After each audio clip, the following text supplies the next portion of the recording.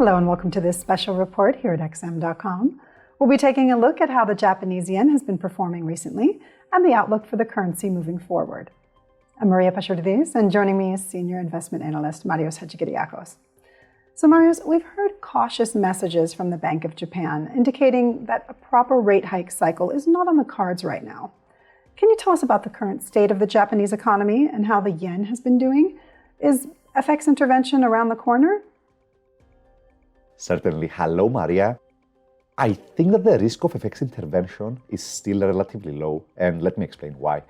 The Japanese economy hasn't been doing that well lately. We've seen a series of economic data showing that the economy is slowing down quite quickly, in fact. So what have we seen? Well, inflation has cooled very dramatically. Wage growth has slowed very sharply. Consumption is declining, and to reflecting all of that, we got data this morning that the economy itself contracted in the final quarter of last year for the second quarter in a row. So that meets the definition of a technical recession. So Japan is in a minor technical recession, inflation has been falling, consumption doesn't look good. So in light of all of this, we've started to get more cautious comments from the Bank of Japan. We've heard from some very senior BOJ officials lately, and their message was, look, we could still raise interest rates, but out of negative territory, but we are unlikely to continue raising them much further after that. So the message I got, Maria, was, yes, we could raise interest rates, but it's not going to be the beginning of a rate increasing cycle. It's probably going to be a one-off move, one and done kind of move. So in light of all of this, the yen has been suffering this year. The yen has already lost more than 6% of its value against the US dollar. And as investors have dialed back their expectations for Bank of Japan tightening. Now, because the yen has fallen so dramatically, Japanese authorities have started to threaten FX intervention once again.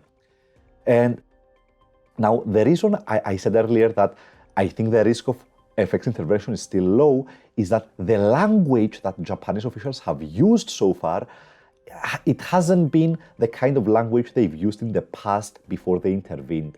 So specifically, Tokyo hasn't used phrases like FX moves are disorderly or one-sided. Those are the kind of phrases they've used in the past right before they intervened. So the fact that they have refrained from using that kind of language suggests to me that FX intervention is not imminent. And that's also a view shared by the options market. Implied volatility in dollar-yen options has fallen very substantially this year. That tells us that the big players, they are not hedging against any massive yen moves. They think that the risk of FX intervention is also relatively low. Now, that could change. That could change if the yen continues to fall and sinks to new multi-decade lows. That could make FX intervention much more realistic. However, even if we do see FX intervention, Maria, I doubt that will mark the beginning of a trend reversal in the yen if nothing changes on the macroeconomic front. So is there anything on the horizon that can help the yen recover? Look, the outlook for the yen right now is negative. The Japanese economy is losing momentum. The threat of FX intervention is still fairly low.